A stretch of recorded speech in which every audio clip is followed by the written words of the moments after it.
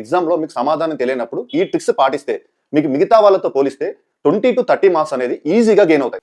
మొదటి ఆలోచనే ముఖ్యం. ఇది చాలా చాలా ఇంపార్టెంట్. ఓకేనా? ప్రతి ఒక్కరికి అనుభవం అయ్యే ఉంటుంది. ఎగ్జామ్ రాసిన వాళ్ళకి అనుభవం అయ్యే ఉంటుంది. మీకు ఏదైతే ఎగ్జామ్లో ఫస్ట్ స్ట్రైక్ అవుతుంది క్వశ్చన్ సంబంధించి ఇది సరైన సమాధానం అని స్ట్రైక్ అయిన తర్వాత దాన్ని ఎక్కువగా ఆలోచించి రాంగ్ చేసేస్తుంటారు. ఓకేనా?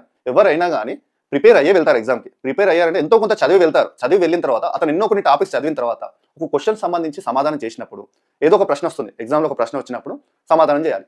దాని కింద ఆప్షన్స్ ఉంటాయి. ఆప్షన్స్లో ఒక ఆప్షన్ మాత్రం అతనికి స్ట్రైక్ అవుతుంది. డైరెక్ట్ చూడడంతో ఇది ఆప్షన్ ఇదే కరెక్ట్ అని స్ట్రైక్ అవుతుంది. అలాంటి ఆప్షన్ అనేది స్ట్రైక్ అయిన వెంటనే మీకు ఎక్కువగా ఆలోచించకుండా పెట్టండి.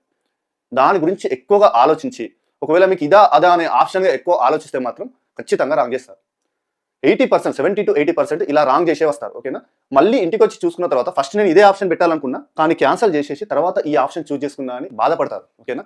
ఇలా ప్రతి ఒక్కరికి అయ్యే ఉంటుంది ఎగ్జామ్లో. అంటే దీనికి సంబంధించి రీజన్ ఏంటి అంటే మన సైకాలజీ ప్రకారం మనం ఎగ్జామ్ సంబంధించి ప్రిపేర్ అయినప్పుడు సబ్జెక్ట్ సంబంధించి మనం ఎంత చదివినా కూడా అది ఎక్కడో దగ్గర స్టోర్ అయి ఉంటుంది. ఓకేనా? మనం మర్చిపోయామని మనం అనుకుంటాం. మనకి ఏమీ గుర్తులేదని అనుకుంటాం. కాకపోతే క్వశ్చన్ చూసినప్పుడు దానికి సంబంధించిన ఆప్షన్ అనేది మనకు స్ట్రైక్ అవుతుంది. ఫస్ట్ మీకు దాని గురించి కన్ఫర్మ్ తెలిస్తే పెట్టేసేయండి. లేదు డౌట్ఫుల్గా ఉంది కానీ ఇది స్ట్రైక్ అయింది ఆప్షన్ ఫస్ట్ చూడడంతో ఇదే మనకు ఆప్షన్ కరెక్ట్ అనిపిస్తుంది అని అనిపించిన ఆప్షన్ మాత్రమే చూస్ చేసుకోండి. అలాంటి ఆప్షన్స్ మాత్రం ఎక్కువగా కరెక్ట్ అయ్యే అవకాశం ఉంటుంది.